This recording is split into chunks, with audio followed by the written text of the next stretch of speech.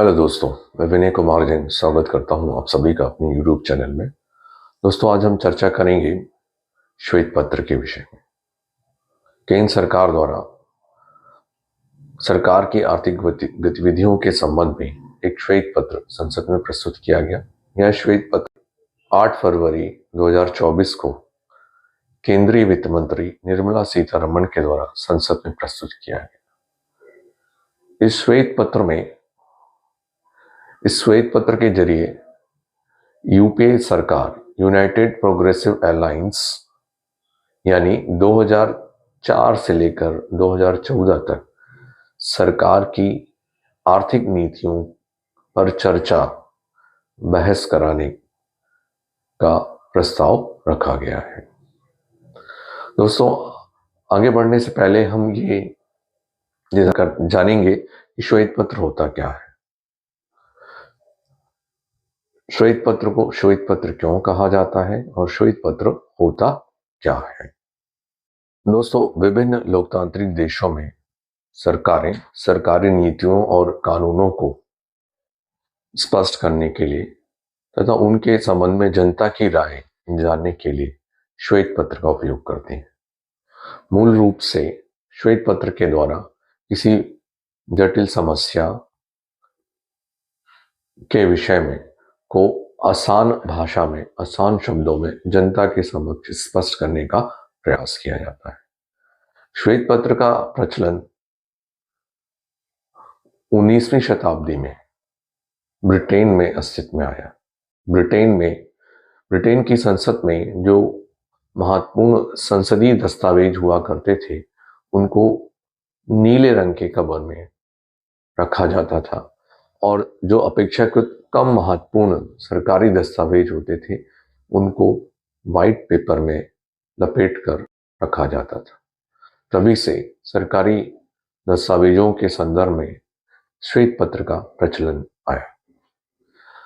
दोस्तों, विश्व का पहला श्वेत पत्र आज से लगभग 102 वर्ष पूर्व 1922 में ब्रिटेन में विंस्टन चर्चिल के द्वारा प्रस्तुत किया गया था, जिसमें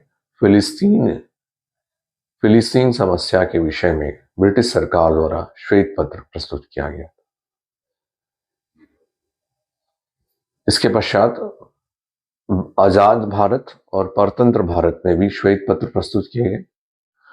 आजादी के पूर्व 1932 में गोलमेज सम्मेलनों में किए गए निष्कर्षों के आधार पर ब्रिटिश सरकार के द्वारा भारतीय मामलों के संदर्भ में श्वेत पत्र प्रस्तुत किया गया, ताकि आगे के अधिनियमों के लिए, विधियों के लिए एक रूपरेखा तैयार की जा सके।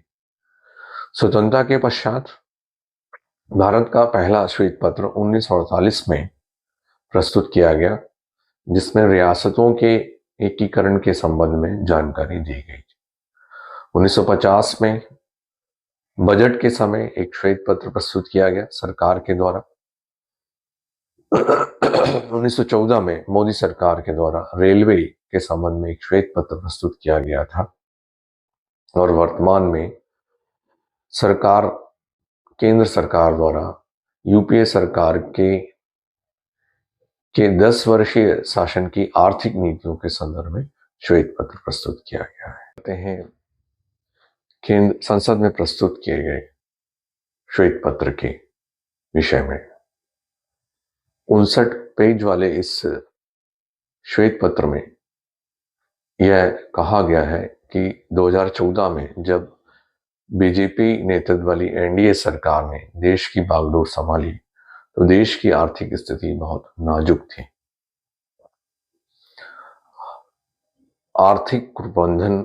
देश में आर्थिक कुप्रबंधन था, भ्रष्टाचार का बोलबाला था।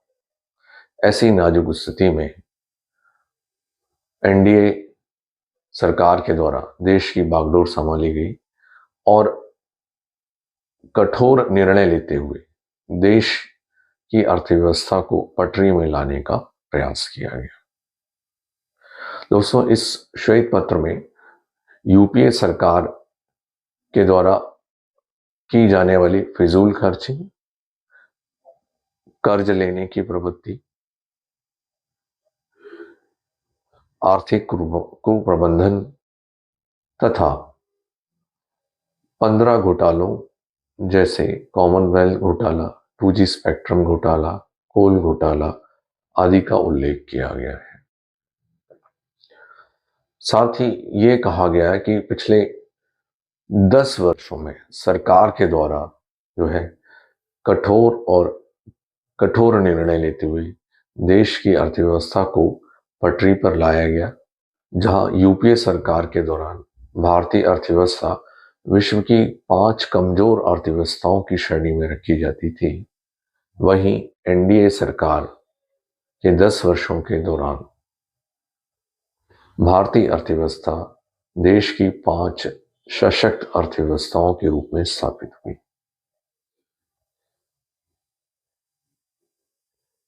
इतना ही नहीं, इस श्वेत पत्र में यह भी स्पष्ट किया गया है कि मोदी सरकार या एनडीए सरकार के द्वारा ये कहा गया है कि वह अभी का जो टाइम पीरियड है वो कर्तव्य काल के रूप में चिन्हित किया गया और ये भी कहा गया है कि 2047 तक भारत को विकसित भारत बनाने के लिए कई मील का रास्ता भी तय करना बाकी है।